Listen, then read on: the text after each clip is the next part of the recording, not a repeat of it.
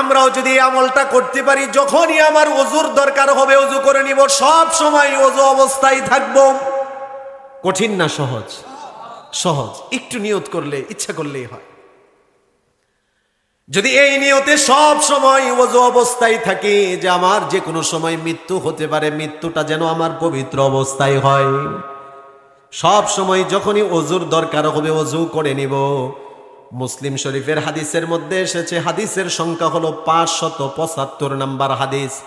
নবীজি বলেন যে যখনই ওযুর দরকার ওযু করে 2 রাকাত তাহিয়াতুল ওযু নামাজ আদায় করে নিবে, আল্লাহ তাআলা তার জন্য জান্নাতকে ওয়াজিব করে দিবেন।